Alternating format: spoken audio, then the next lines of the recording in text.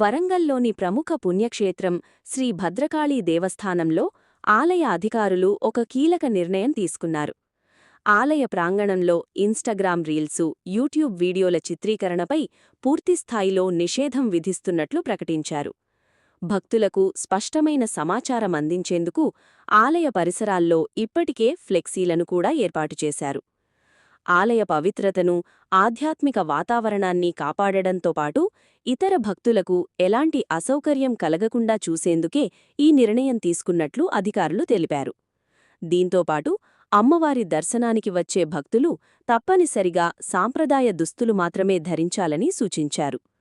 భక్తులందరూ ఈ నూతన నిబంధనలను పాటించి ఆలయ మర్యాదలను కాపాడడంలో సహకరించాలని భద్రకాళి దేవస్థానం ఈవో స్పెషల్ కమిషనర్ సునీత విజ్ఞప్తి చేశారు. భద్రకాళీ శరణం మమ,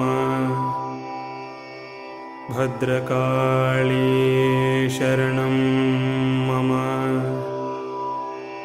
భద్రకాళీ శరణం మమ.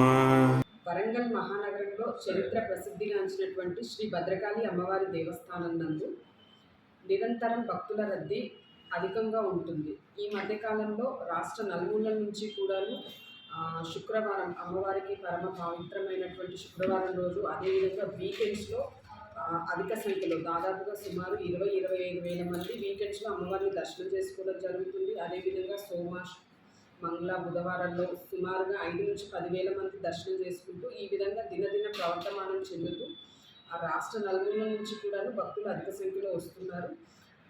ఈ అధిక భక్తుల దృష్ట్యా కొంతమంది యువత కానివ్వండి, కొంతమంది తెలిసి తెలియని వ్యక్తులు దేవాలయ ప్రాంగణంలో ఇన్స్టాలో రీల్స్, అదేవిధంగా ఫేస్బుక్కు సంబంధించిన రీల్స్ కానివ్వండి, వాట్సాప్ రీల్స్ ఇవన్నీ చేస్తూ వాటన్నిటిని ఇన్స్టాలో పోస్ట్ చేస్తూ ఇవన్నీ చేస్తున్నారు.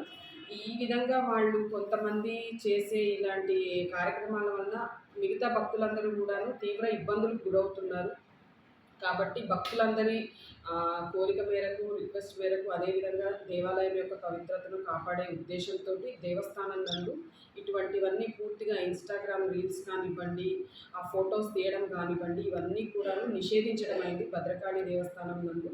కాబట్టి భక్తులందరూ ఇది గమనించి దేవస్థానంలోకి అసలు మొబైల్ ఫోన్సే తీసుకురాకుండా ఉండాలని చెప్పేసి మనవి చేస్తున్నాము. పొరపాటున తీసుకువచ్చినా కూడాను అమ్మవారిని ఫొటోస్ తీయడము, అదేవిధంగా ఇన్స్టాలో రీల్స్ తీయడము ఇవన్నీ చేసి అమ్మవారి పవిత్రతను ఇబ్బంది చేయకుండా, అదేవిధంగా తోటి భక్తులను కూడా ఇబ్బందులు పెట్టకుండా ఉండాలని, అమ్మవారి దేవాలయంలో పవిత్రమైన మనసుతో వచ్చేసి అమ్మవారిని దర్శనం చేసుకొని వెళ్ళాలని, అదేవిధంగా సాంప్రదాయ దుస్తుల్లో రావాలని చెప్పేసి లేడీస్ అయినా జెంట్స్ అయినా కూడాను సాంప్రదాయ దుస్తుల్లో మాత్రమే వచ్చి అమ్మవారిని దర్శనం చేసుకోవాలని, అది మన సాంప్రదాయం కూడాను. మన సాంప్రదాయాన్ని మనం పాటిస్తూ ఇతరులు కూడా అదేవిధంగా సొసైటీలో కూడా అందరూ పాటించే విధంగా చేయాలని చెప్పేసి తెలియజేసుకుంటున్నాము.